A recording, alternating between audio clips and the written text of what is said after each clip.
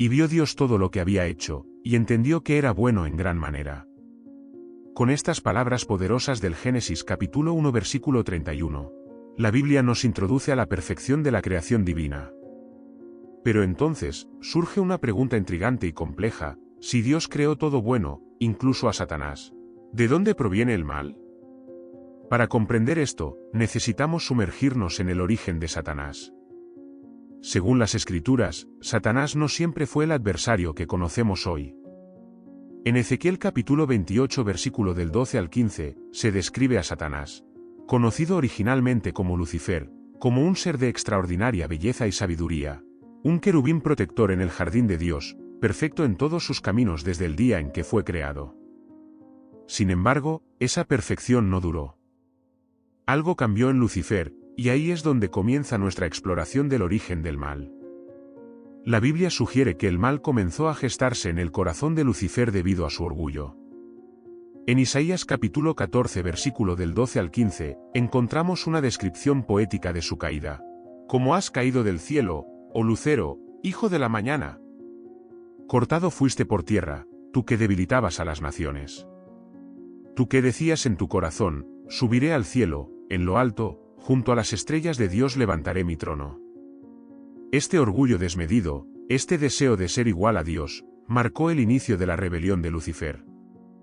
La perfección con la que fue creado incluía libre albedrío, la capacidad de elegir su propio camino. Aquí radica una de las claves para entender la presencia del mal, el libre albedrío. Dios creó a los seres angélicos y humanos con la capacidad de tomar decisiones independientes. Esta libertad es un componente esencial del amor verdadero y de la relación genuina con Dios. Sin libre albedrío, los seres creados serían meros autómatas, incapaces de experimentar el verdadero amor y la verdadera devoción. Pero con la libertad viene la responsabilidad, y con la posibilidad de elegir el bien, también viene la posibilidad de elegir el mal. Entonces, Lucifer, en su libre albedrío, eligió el orgullo y la rebelión. Su deseo de exaltarse por encima de Dios lo llevó a convertirse en Satanás, el adversario. Este acto de rebelión no solo lo transformó a él, sino que también sembró las semillas del mal en el universo. La Biblia describe cómo Satanás arrastró consigo a una tercera parte de los ángeles, quienes eligieron seguirlo en su rebelión contra Dios. Así, el mal no fue creado por Dios, sino que emergió como una consecuencia del abuso del libre albedrío dado a los seres creados. Esta perspectiva nos lleva a considerar la naturaleza del mal como algo que surge de la elección y la rebelión, no como una creación directa de Dios. El mal es, en esencia, una distorsión de lo bueno, una corrupción de la perfección original. Es el resultado de elegir alejarse de la voluntad divina y de intentar establecer un reino propio, separado de la luz y la verdad de Dios. Esta comprensión nos invita a reflexionar sobre nuestra propia capacidad de elección y las implicaciones de nuestras decisiones en el gran esquema del propósito divino. Al seguir explorando el origen del mal y su presencia en el mundo, también debemos mirar más allá de los textos bíblicos y considerar las interpretaciones teológicas y filosóficas que han intentado explicar este enigma a lo largo de los siglos. Los padres de la Iglesia, los teólogos medievales y los pensadores modernos han debatido y reflexionado profundamente sobre esta cuestión, ofreciendo diversas perspectivas y entendimientos que enriquecen nuestro conocimiento y nos desafían a buscar respuestas más profundas. Para entender la magnitud de la caída de Lucifer, debemos considerar lo que realmente implicaba ser un querubín protector. Según la tradición bíblica, los querubines ocupan una posición muy cercana al trono de Dios, sirviendo como guardianes de su santidad y ejecutores de su voluntad. Lucifer, en su estado original, era una de las criaturas más exaltadas y poderosas del cielo. Su belleza y sabiduría eran incomparables, reflejando la gloria de su Creador de una manera única y sublime. El libro de Ezequiel nos brinda una imagen vívida de esta magnificencia: tú eras el sello de la perfección, lleno de sabiduría y acabado de hermosura.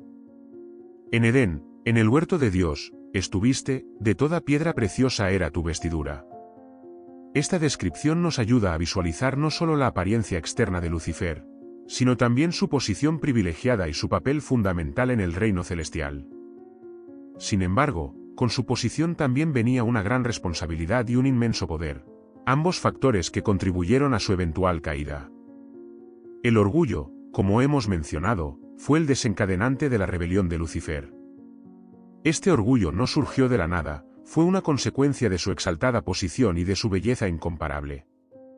Imaginemos por un momento a un ser dotado de sabiduría y poder casi ilimitados, y como la percepción de su propia grandeza podría llevarlo a creer que merece un estatus aún mayor, incluso igual al de Dios mismo. Este deseo de autoexaltación fue el primer pecado, una elección consciente de poner su propia voluntad por encima de la de su Creador. El profeta Isaías describe la ambición desmedida de Lucifer con estas palabras: «Subiré sobre las alturas de las nubes, seré semejante al Altísimo». Esta declaración de independencia y de rivalidad con Dios marcó el inicio de una guerra cósmica, una batalla espiritual que se ha extendido hasta nuestros días. La rebelión de Lucifer no fue solo un acto de desobediencia, sino una ruptura fundamental en el orden del cosmos, una grieta que permitió la entrada del mal en un universo creado originalmente perfecto. El libre albedrío, dado tanto a los ángeles como a los humanos, es un concepto clave en esta narrativa. Es lo que hace posible el amor genuino y la devoción verdadera, pero también lo que permite la rebelión y el pecado. Al elegir rebelarse, Lucifer y los ángeles que lo siguieron ejercieron su libre albedrío de una manera destructiva, distorsionando su propósito original y transformándose en agentes del mal. El impacto de esta rebelión no se limitó al ámbito celestial.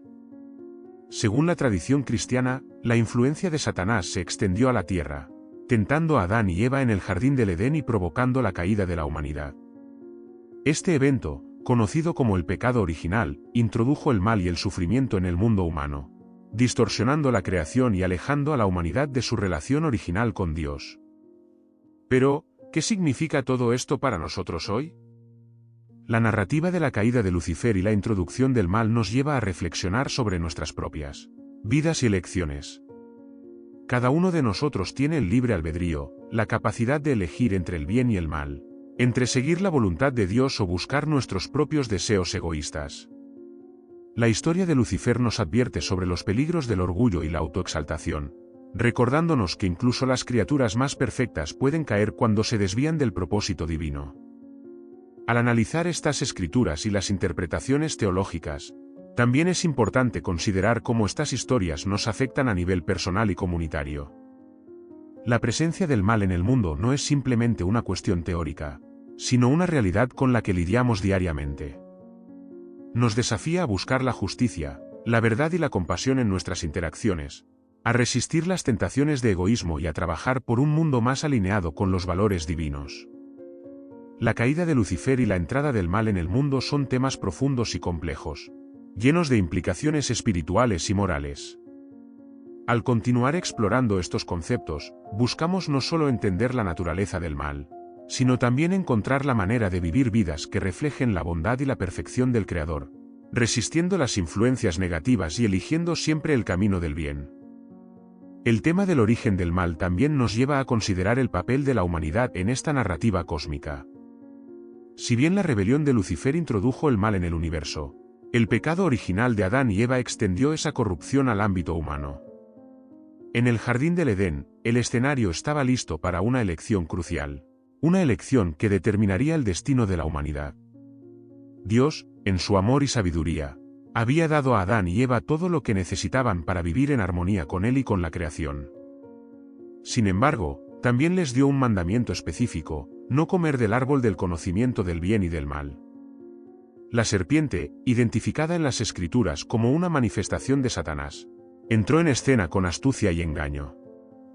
En Génesis capítulo 3 versículo del 1 al 5, la serpiente tentó a Eva, cuestionando la palabra de Dios y sugiriendo que desobedecer su mandato los haría como Dios, conociendo el bien y el mal.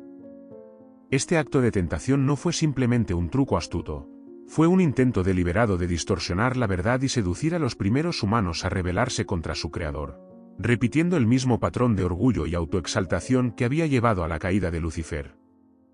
Eva, y luego Adán, cedieron a la tentación, comieron del fruto prohibido y, en ese acto de desobediencia, abrieron la puerta al pecado y al mal en el mundo humano. Este evento, conocido como la caída, tuvo consecuencias devastadoras no solo para ellos, sino para toda la humanidad.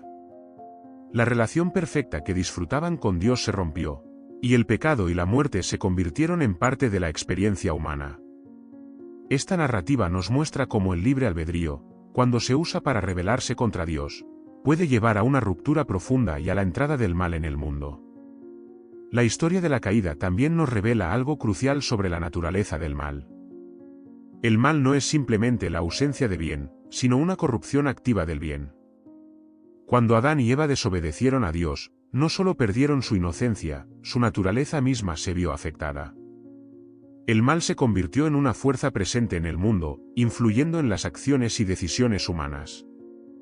Esta corrupción del bien se manifiesta en formas de egoísmo, odio, violencia y todas las formas de sufrimiento que vemos a nuestro alrededor. A lo largo de la historia bíblica, vemos cómo el mal continúa su influencia perniciosa.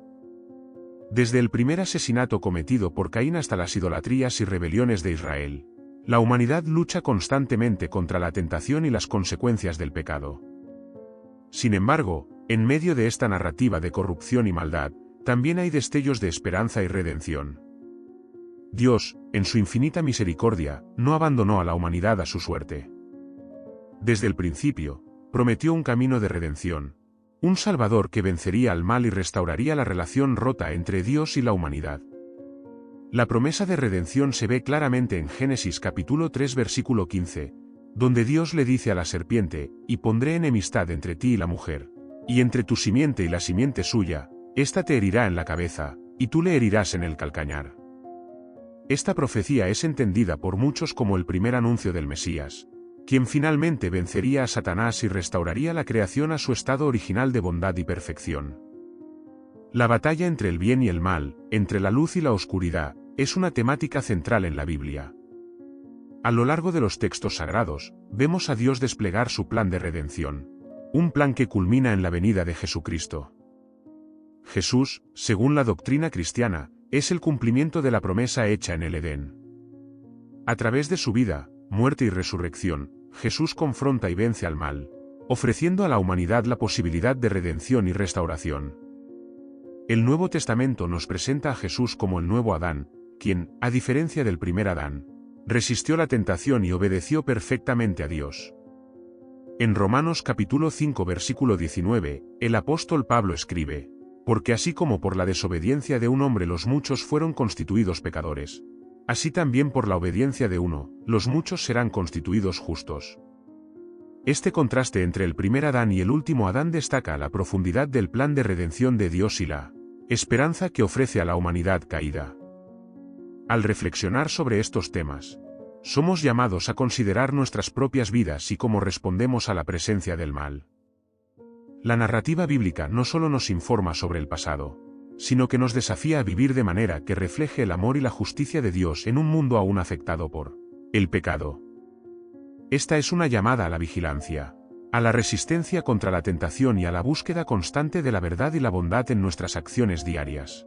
La cuestión del mal en el mundo también nos lleva a explorar cómo las diferentes tradiciones teológicas y filosóficas han abordado este problema. A lo largo de la historia, numerosos pensadores han reflexionado sobre la naturaleza del mal y su origen, ofreciendo diversas perspectivas que enriquecen nuestra comprensión. Pero, ¿qué significa todo esto para nosotros hoy? La narrativa de la caída de Lucifer y la introducción del mal nos lleva a reflexionar sobre nuestras propias vidas y elecciones. Cada uno de nosotros tiene el libre albedrío, la capacidad de elegir entre el bien y el mal, entre seguir la voluntad de Dios o buscar nuestros propios deseos egoístas. La historia de Lucifer nos advierte sobre los peligros del orgullo y la autoexaltación, recordándonos que incluso las criaturas más perfectas pueden caer cuando se desvían del propósito divino. Al analizar estas escrituras y las interpretaciones teológicas, también es importante considerar cómo estas historias nos afectan a nivel personal y comunitario.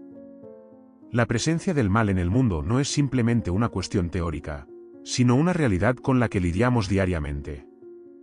Nos desafía a buscar la justicia, la verdad y la compasión en nuestras interacciones, a resistir las tentaciones de egoísmo y a trabajar por un mundo más alineado con los valores divinos. La caída de Lucifer y la entrada del mal en el mundo son temas profundos y complejos, llenos de implicaciones espirituales y morales. Al continuar explorando estos conceptos, buscamos no solo entender la naturaleza del mal, sino también encontrar la manera de vivir vidas que reflejen la bondad y la perfección del Creador, resistiendo las influencias negativas y eligiendo siempre el camino del bien. El tema del origen del mal también nos lleva a considerar el papel de la humanidad en esta narrativa cósmica. Si bien la rebelión de Lucifer introdujo el mal en el universo, el pecado original de Adán y Eva extendió esa corrupción al ámbito humano. En el jardín del Edén, el escenario estaba listo para una elección crucial, una elección que determinaría el destino de la humanidad. Dios, en su amor y sabiduría, había dado a Adán y Eva todo lo que necesitaban para vivir en armonía con Él y con la creación. Sin embargo, también les dio un mandamiento específico: no comer del árbol del conocimiento del bien y del mal. La serpiente, identificada en las Escrituras como una manifestación de Satanás, entró en escena con astucia y engaño. En Génesis capítulo 3 versículo del 1 al 5, la serpiente tentó a Eva, cuestionando la palabra de Dios y sugiriendo que desobedecer su mandato los haría como Dios, conociendo el bien y el mal. Este acto de tentación no fue simplemente un truco astuto, fue un intento deliberado de distorsionar la verdad y seducir a los primeros humanos a rebelarse contra su Creador, repitiendo el mismo patrón de orgullo y autoexaltación que había llevado a la caída de Lucifer. Eva, y luego Adán, cedieron a la tentación, comieron del fruto prohibido y, en ese acto de desobediencia, abrieron la puerta al pecado y al mal en el mundo humano. Este evento, conocido como la caída, tuvo consecuencias devastadoras no solo para ellos, sino para toda la humanidad. La relación perfecta que disfrutaban con Dios se rompió, y el pecado y la muerte se convirtieron en parte de la experiencia humana. Esta narrativa nos muestra cómo el libre albedrío, cuando se usa para rebelarse contra Dios, puede llevar a una ruptura profunda y a la entrada del mal en el mundo. La historia de la caída también nos revela algo crucial sobre la naturaleza del mal. El mal no es simplemente la ausencia de bien, sino una corrupción activa del bien. Cuando Adán y Eva desobedecieron a Dios, no solo perdieron su inocencia, su naturaleza misma se vio afectada. El mal se convirtió en una fuerza presente en el mundo, influyendo en las acciones y decisiones humanas. Esta corrupción del bien se manifiesta en formas de egoísmo, odio, violencia y todas las formas de sufrimiento que vemos a nuestro alrededor. A lo largo de la historia bíblica, vemos cómo el mal continúa su influencia perniciosa. Desde el primer asesinato cometido por Caín hasta las idolatrías y rebeliones de Israel, la humanidad lucha constantemente contra la tentación y las consecuencias del pecado. Sin embargo, en medio de esta narrativa de corrupción y maldad, también hay destellos de esperanza y redención. Dios, en su infinita misericordia, no abandonó a la humanidad a su suerte. Desde el principio, prometió un camino de redención, un Salvador que vencería al mal y restauraría la relación rota entre Dios y la humanidad. La promesa de redención se ve claramente en Génesis capítulo 3 versículo 15, donde Dios le dice a la serpiente: y pondré enemistad entre ti y la mujer, y entre tu simiente y la simiente suya, ésta te herirá en la cabeza, y tú le herirás en el calcañar. Esta profecía es entendida por muchos como el primer anuncio del Mesías, quien finalmente vencería a Satanás y restauraría la creación a su estado original de bondad y perfección. La batalla entre el bien y el mal, entre la luz y la oscuridad, es una temática central en la Biblia. A lo largo de los textos sagrados, vemos a Dios desplegar su plan de redención, un plan que culmina en la venida de Jesucristo. Jesús, según la doctrina cristiana, es el cumplimiento de la promesa hecha en el Edén. A través de su vida, muerte y resurrección, Jesús confronta y vence al mal, ofreciendo a la humanidad la posibilidad de redención y restauración. El Nuevo Testamento nos presenta a Jesús como el nuevo Adán, quien, a diferencia del primer Adán, resistió la tentación y obedeció perfectamente a Dios. En Romanos capítulo 5 versículo 19, el apóstol Pablo escribe: porque así como por la desobediencia de un hombre los muchos fueron constituidos pecadores, así también por la obediencia de uno, los muchos serán constituidos justos. Este contraste entre el primer Adán y el último Adán destaca la profundidad del plan de redención de Dios y la esperanza que ofrece a la humanidad caída. Al reflexionar sobre estos temas, somos llamados a considerar nuestras propias vidas y cómo respondemos a la presencia del mal. La narrativa bíblica no solo nos informa sobre el pasado, sino que nos desafía a vivir de manera que refleje el amor y la justicia de Dios en un mundo aún afectado por el pecado. Esta es una llamada a la vigilancia, a la resistencia contra la tentación y a la búsqueda constante de la verdad y la bondad en nuestras acciones diarias. La cuestión del mal en el mundo también nos lleva a explorar cómo las diferentes tradiciones teológicas y filosóficas han abordado este problema. A lo largo de la historia, numerosos pensadores han reflexionado sobre la naturaleza del mal y su origen, ofreciendo diversas perspectivas que enriquecen nuestra comprensión. La llegada de Jesús, según el Nuevo Testamento, es el cumplimiento de estas promesas. Jesús, con su vida y enseñanzas, no solo confronta el mal en sus manifestaciones individuales y estructurales, sino que también ofrece una nueva forma de vivir. En los Evangelios, vemos a Jesús sanar a los enfermos, liberar a los oprimidos y enseñar sobre el amor y la justicia del reino de Dios. Su mensaje de amor y perdón radical desafía las normas sociales y religiosas de su tiempo, presentando una visión de un mundo transformado por la gracia divina. La culminación de la redención cristiana se encuentra en la crucifixión y resurrección de Jesús. La crucifixión, un símbolo de humillación y derrota, es transformada en un acto de amor supremo y sacrificio redentor. En la cruz, Jesús asume el pecado y el sufrimiento del mundo, ofreciendo a través de su muerte una reconciliación entre Dios y la humanidad. La resurrección, entonces, es la victoria sobre el pecado y la muerte, la afirmación de que el amor y la vida tienen la última palabra. El apóstol Pablo, en sus cartas, desarrolla profundamente el significado teológico de la redención en Cristo.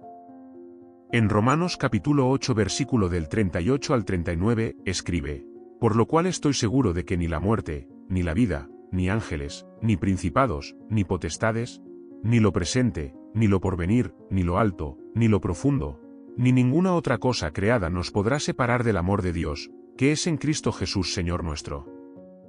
Esta convicción del amor inseparable de Dios en Cristo es un pilar fundamental de la esperanza cristiana. Además de la dimensión personal de la redención, el mensaje de Jesús también tiene implicaciones comunitarias y sociales. En el Sermón del Monte, Jesús llama a sus seguidores a ser luz del mundo y sal de la tierra, a vivir de manera que refleje los valores del reino de Dios. Esto incluye la justicia, la misericordia, la humildad y el amor incondicional. Los primeros cristianos entendieron este llamado no solo como una guía para la vida individual, sino como una misión para transformar sus comunidades y el mundo. El libro de los Hechos nos narra cómo los primeros seguidores de Jesús vivieron esta misión. Formaron comunidades basadas en la solidaridad, el compartir y el cuidado mutuo. A pesar de la persecución y las dificultades, llevaron el mensaje de redención y esperanza a diferentes culturas y contextos, demostrando que el poder transformador del Evangelio podía superar las barreras de etnicidad, clase y género. El concepto de la Iglesia como el cuerpo de Cristo es otro aspecto crucial en esta narrativa de redención. Los creyentes, al unirse en comunidad, son llamados a ser las manos y los pies de Jesús en el mundo, extendiendo su amor y justicia a todos los rincones de la sociedad. Esta visión comunitaria de la redención nos recuerda que la lucha contra el mal no es una tarea solitaria, sino una misión compartida que nos une en propósito y acción. En nuestro tiempo, esta misión continúa siendo relevante. Las injusticias y el sufrimiento que vemos a nuestro alrededor nos desafían a vivir los valores del reino de Dios, en nuestras propias vidas y comunidades. La redención en Cristo nos da la esperanza y la fuerza para enfrentar el mal, sabiendo que, a través del poder del Espíritu Santo, podemos ser agentes de cambio y transformación en el mundo. La historia bíblica de redención nos invita a una vida de esperanza activa y compromiso con los principios del amor y la justicia divinos. Nos llama a resistir el mal en todas sus formas, a buscar la reconciliación y la sanación, y a vivir de manera que refleje la luz y la verdad de Dios en un mundo que necesita desesperadamente ambos. La pregunta de por qué Dios permitió la existencia del mal si creó a Satanás perfecto nos lleva a una exploración más profunda de la naturaleza del libre albedrío y el propósito divino detrás de la creación. Desde una perspectiva teológica, el libre albedrío es esencial para comprender la relación entre la perfección original de las criaturas y la aparición del mal. El libre albedrío es la capacidad de elegir, y es fundamental para el concepto de amor verdadero. Dios no creó seres autómatas programados para obedecerle sin cuestionamientos. En su lugar, dotó a los ángeles y a los humanos con la libertad de elegir. Esta capacidad de elección es lo que permite una relación auténtica y amorosa con Dios, ya que el amor verdadero no puede ser forzado o predeterminado. La historia de Lucifer, luego conocido como Satanás, ilustra cómo el libre albedrío puede llevar tanto al bien supremo como al mal supremo. Lucifer, como hemos visto, fue creado perfecto en sabiduría y belleza, un ser exaltado entre los ángeles. Sin embargo, su deseo de ser igual a Dios y su decisión de rebelarse fueron actos de libre elección. Este uso del libre albedrío para autoexaltación y rebelión llevó a la corrupción de su naturaleza perfecta y a la introducción del mal en el universo. El concepto del libre albedrío también es crucial para entender la naturaleza de la justicia divina. Dios, siendo justo, permite que sus criaturas ejerzan su libertad, incluso cuando eso significa la posibilidad de elegir el mal. Sin la posibilidad de elegir el mal, el libre albedrío sería una ilusión y la justicia divina quedaría comprometida. La libertad de elección permite que el bien y el mal sean opciones genuinas, y la justicia de Dios se manifiesta en su respeto por esa libertad, así como en las consecuencias que acompañan a cada elección. La presencia del mal, entonces, no es un fallo en la creación divina, sino una consecuencia del don del libre albedrío. Es a través de este don que las criaturas pueden verdaderamente amar y adorar a Dios, o pueden elegir apartarse de Él. Esta elección, aunque trágica en el caso de Lucifer y posteriormente, de Adán y Eva, subraya la profundidad y la seriedad de la libertad que Dios ha otorgado. Además, el mal y el sufrimiento en el mundo también nos presentan una oportunidad para el crecimiento moral y espiritual. En un mundo sin la posibilidad de elegir el mal, el desarrollo de virtudes como la valentía, la paciencia, la compasión y el perdón sería imposible. Estas virtudes surgen precisamente en la lucha contra el mal y el sufrimiento, y son testimonio de la capacidad humana para reflejar el carácter de Dios en circunstancias adversas. La historia de José en el libro de Génesis es un ejemplo poderoso de cómo el mal puede ser redimido para un propósito mayor. Vendido como esclavo por sus propios hermanos y enfrentando numerosas injusticias, José finalmente se convierte en un líder en Egipto y salva a su familia y a muchas otras personas de la hambruna. Al final de su historia, José dice a sus hermanos: «Vosotros pensasteis mal contra mí, mas Dios lo encaminó a bien», en el libro de Génesis capítulo 50 versículo 20. Esta declaración encapsula la verdad de que, aunque el mal existe y causa sufrimiento, Dios puede redimir y utilizar incluso las peores circunstancias para llevar a cabo su propósito divino. El Nuevo Testamento también refleja esta redención del mal a través de la vida, muerte y resurrección de Jesús. La crucifixión de Jesús fue un acto de maldad extrema, una injusticia cometida por las autoridades religiosas y políticas de su tiempo. Sin embargo, este acto fue transformado en el medio por el cual Dios trajo la salvación y la esperanza al mundo. La resurrección de Jesús no solo venció a la muerte, sino que también demostró el poder redentor de Dios, capaz de transformar la mayor maldad en la mayor bendición. Este principio de redención y transformación también se aplica a nuestras vidas personales. Los sufrimientos y las pruebas que enfrentamos pueden ser utilizados por Dios para nuestro crecimiento y para cumplir su propósito en nosotros. La epístola de Santiago nos anima: «Hermanos míos, tened por sumo gozo cuando os halléis en diversas pruebas, sabiendo que la prueba de vuestra fe produce paciencia», en el libro de Santiago capítulo 1 versículo del 2 al 3. Esta perspectiva no minimiza el dolor del sufrimiento, pero nos ofrece una visión de esperanza y propósito en medio de las dificultades. La narrativa bíblica, entonces, no solo nos explica el origen del mal, sino que también nos ofrece una visión de esperanza y redención. A través del libre albedrío, el mal se introdujo en el mundo, pero a través del amor y la justicia divina, ese mal puede ser redimido y transformado. Esta visión nos invita a confiar en la sabiduría y la bondad de Dios, a resistir el mal y a buscar el bien, y a vivir con la esperanza de que, en última instancia, el propósito divino prevalecerá. El concepto de redención nos lleva a considerar la esperanza y el futuro que se nos promete en las Escrituras. La narrativa bíblica no solo aborda el origen del mal y su impacto en el presente, sino que también ofrece una visión clara de un futuro donde el mal será completamente erradicado y la creación será restaurada a su perfección original. El libro del Apocalipsis nos proporciona una imagen vívida de esta esperanza. En Apocalipsis capítulo 21 versículo del 1 al 4, el apóstol Juan describe su visión del cielo nuevo y la tierra nueva, donde Dios habitará con su pueblo. Y vi un cielo nuevo y una tierra nueva, porque el primer cielo y la primera tierra pasaron, y el mar ya no existía más. Y yo, Juan, vi la santa ciudad, la nueva Jerusalén, descender del cielo, de Dios, dispuesta como una esposa ataviada para su marido. Y oí una gran voz del cielo que decía: He aquí el tabernáculo de Dios con los hombres, y él morará con ellos. Y ellos serán su pueblo, y Dios mismo estará con ellos como su Dios. Enjugará Dios toda lágrima de los ojos de ellos, y ya no habrá muerte, ni habrá más llanto, ni clamor, ni dolor, porque las primeras cosas pasaron. Esta visión de la Nueva Jerusalén es la culminación de la promesa de redención. En este futuro glorioso, el mal y el sufrimiento no tendrán lugar. La presencia de Dios entre su pueblo traerá una restauración completa, donde todas las heridas serán sanadas y toda injusticia será corregida. Esta promesa no solo ofrece consuelo para el futuro, sino que también da sentido y propósito a nuestra lucha contra el mal en el presente. La esperanza escatológica, o la esperanza en el fin de los tiempos, es un tema recurrente en la Biblia. Los profetas del Antiguo Testamento, como Isaías, Jeremías y Ezequiel, hablaban de un futuro en el que Dios traería justicia y paz a un mundo quebrantado.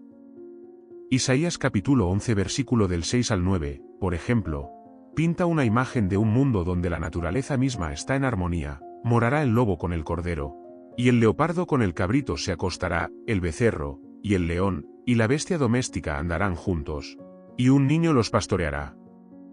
La vaca y la osa pacerán, sus crías se echarán juntas, y el león, como el buey, comerá paja. Y el niño de pecho jugará sobre la cueva del áspid, y el recién destetado extenderá su mano sobre la caverna de la víbora. No harán mal ni dañarán en todo mi santo monte, porque la tierra será llena del conocimiento de Jehová, como las aguas cubren el mar.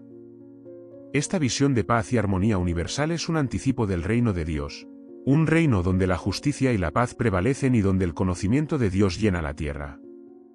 Este reino no es solo un futuro distante, sino una realidad que comenzó con la venida de Jesús y continúa manifestándose a través de la acción del Espíritu Santo en el mundo. La esperanza escatológica también nos motiva a vivir de una manera que anticipe y refleje esa realidad futura. En el Sermón del Monte, Jesús llama a sus seguidores a ser pacificadores, a practicar la justicia y a mostrar misericordia, anticipando así el reino de Dios en sus vidas cotidianas.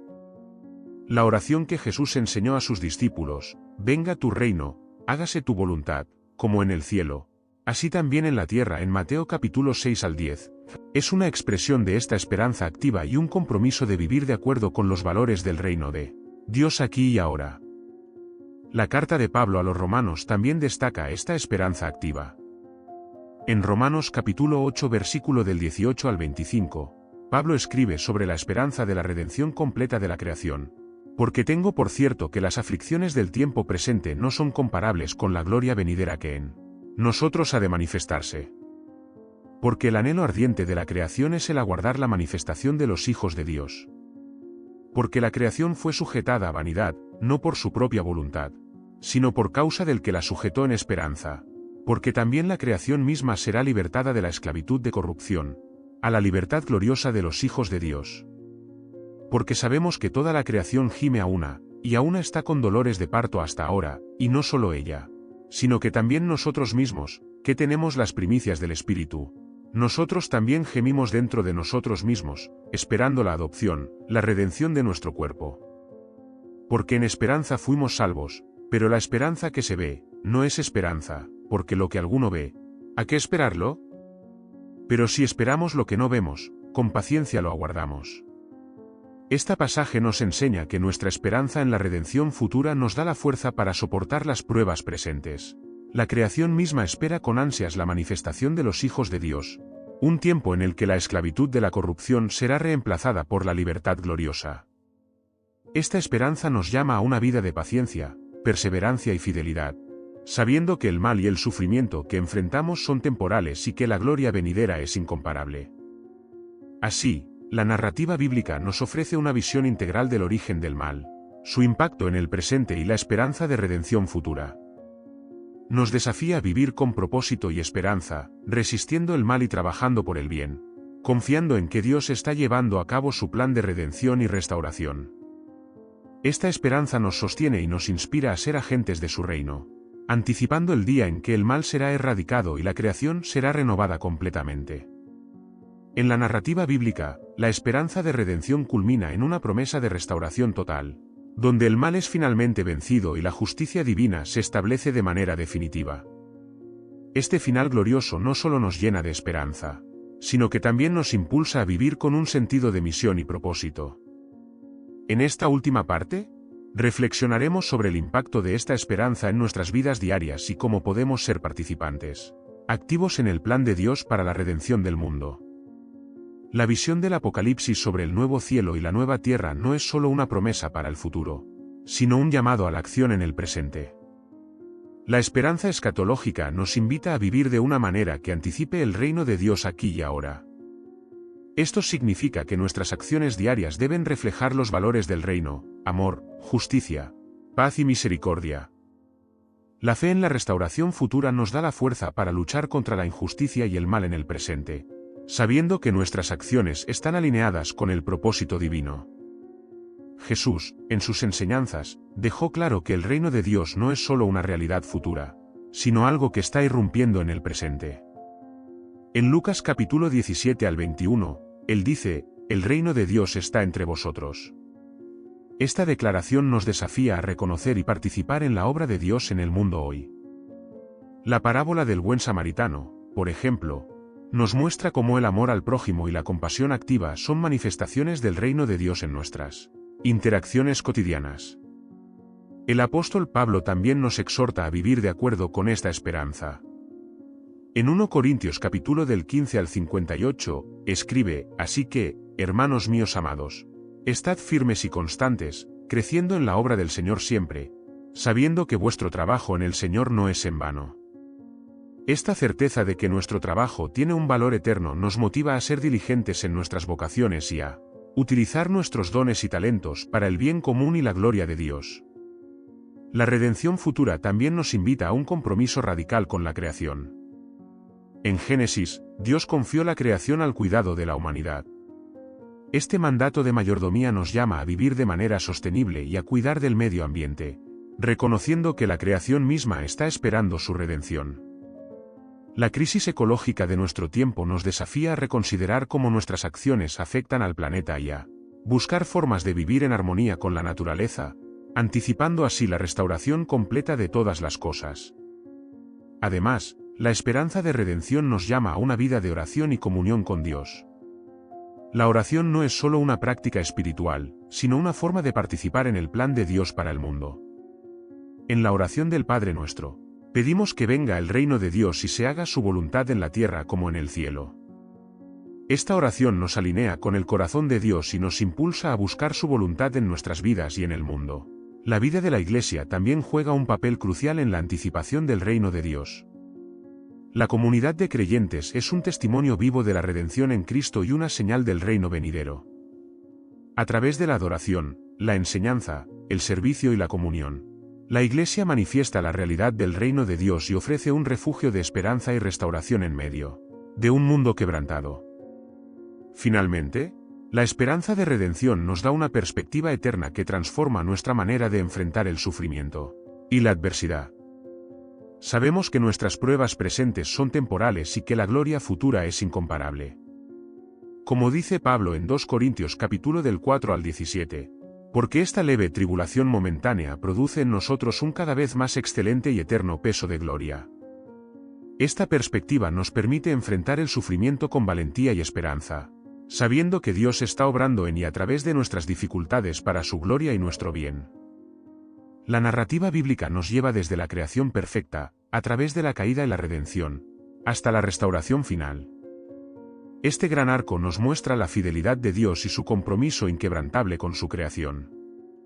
Nos llama a participar en su obra redentora, a vivir con esperanza y anticipar con gozo el día en que el mal será erradicado y todas las cosas serán hechas nuevas. Así, nuestra vida se convierte en un reflejo de la historia de la redención, Una historia que nos invita a confiar en la bondad de Dios, a resistir el mal y a trabajar por el bien, y a vivir con la esperanza segura de que, en el final, el amor y la justicia divina prevalecerán. En esta esperanza, encontramos la fuerza y el propósito para vivir como agentes del reino de Dios, anticipando y participando en la restauración de todas las cosas.